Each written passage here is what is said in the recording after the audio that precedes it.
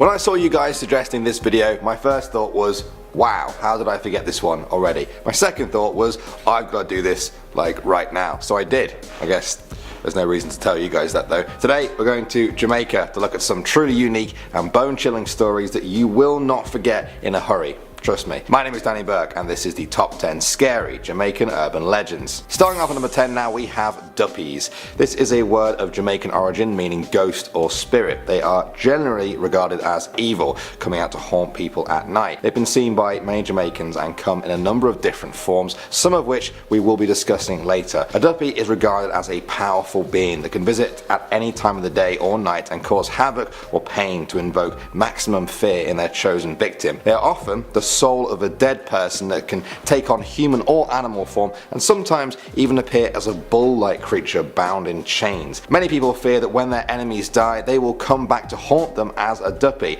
Now, contrary to popular belief, this works alongside the belief in heaven. You see, it's thought that after death the soul of a person deemed as good goes to heaven to be judged by God. Before that, the spirit remains attached to the body for 3 days. Now, this is the time when the spirits have a chance to escape and become a duppy. Duppy sightings often describe them violently attacking people, sometimes even with rocks, other times by violently shaking them. We have a specific type of duppy now at number 9 with the rolling calf. Some say this is the worst and most feared of all the spirits. The rolling part of the name literally means roaming. It's a shapeshifter that can appear in a number of different forms. It's said that the most common are that of a hornless goat, black or white or spotted. One of its front legs is human, the other is that of a horse, and the 2 back legs are goats. Its tail curls over its back, its eyes are red and glow like blazing fires, its nose spits hot flames. There's a collar on its neck with a chain that rattles and drags on the ground, warning people of its approach. A rolling calf is created from the soul of an especially evil person. Murderers will almost always return as a rolling calf. They seek to continue their evil ways by blowing bad breath on people, which can cause all kinds of calamity and suffering, even death. They are said to be found in bamboo and cottonwood as well as caves and abandoned houses. Even so, they have been known to turn up pretty much wherever they please, bringing fear into the hearts of those in the area. Next up at number 8 now, we have Old Haig. This is said to be a witch-like creature who is particularly gross in my opinion. She's said to shed her skin and fly by night, taking on the form of an evil owl. Her weapon of choice to kill humans is to suck out their breath when they are sleeping. Using this method, she is said to be especially dangerous to babies. However, her need to shed skin, while disgusting, is also the source of her weakness. They say you need to put salt and pepper on the shed skin that you find. When she then tries to put the skin back on to gain her protective powers, she won't be able to because it will burn too much. As the layers keep shedding, she becomes weaker and vulnerable to attack. Some versions of the story state that the person who finds the skin of Old Haig must say the words "salt and pepper for your mama" while pouring the mixture onto the skin. Others say that laying an open Bible beside a baby crib to protect them from the witch will also work. Creepy stuff. Next up at number 7 now, we have River Mama. This is essentially a mermaid. Jamaican legend says that she inhabits the country's rivers and that all the fish are her children. Some people say she climbs out of the river to sit on the rocks and comb her long black hair. She may be a sight to see, but locals say you should never look at her, even for a moment. There's no telling what she will do if you try. Some say a single peek will cause you to fall into a deep trance. At that point, she'll grab you by the heels and drag you right under the river. Now, of course, with a creature like this on the loose, you may think people would want to put an end to the creature, but that's not a good idea. They say if you try to catch River Mama, all the fish in that river will disappear and the river will run dry. The best course of action is to just hope you don't cross paths with her. Now we have Annie Palmer. Many in Jamaica have heard of this famous ghost. She's also known as the White Witch. She's said to haunt the grounds of Rose Hall Plantation near Montego Bay. The story goes she was born in Haiti to an English mother and Irish father, spending most of her life there. When her parents died of yellow fever, she was adopted by a nanny who taught her witchcraft and voodoo. Annie moved to Jamaica and married John Palmer, owner of the Rose Hall Plantation. Corrupted by the witchcraft she had been taught, Annie murdered her husband and also her next 2 husbands, while also killing a number of different male plantation slaves. Her killing spree was eventually brought to an end when she herself was murdered by a slave named Taku. She had met her match in him, as he was also trained in the ways of witchcraft. Annie was buried in a tomb on the grounds. Local legend says that her tomb was supposed to be sealed with a voodoo ritual that would have kept her spirit in prison there forever. However, the ritual was never completed, leaving her ghost to roam free. Many have reported seeing her ghost riding her horse around the plantation or just stood on the balcony overlooking the grounds. Next up at number 5 now we have the cotton tree.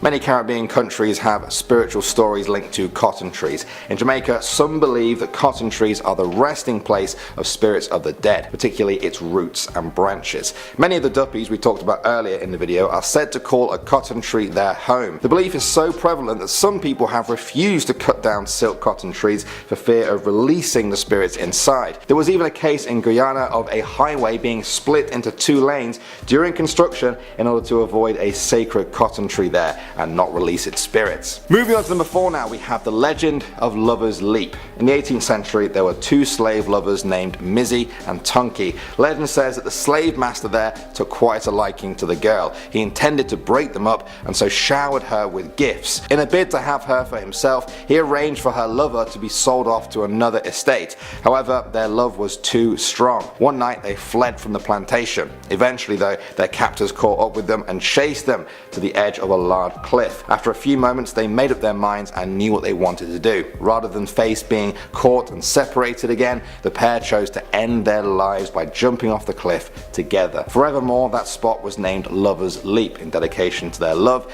in the face of such evil. Local legend says that spirits still live there, bound to each other. Some say that if you stand on the cliff and look up on a clear night, you may catch a glimpse of 2 falling stars tumbling side by side. Next up at number 3 now we have the 3-legged horse and the whooping boy.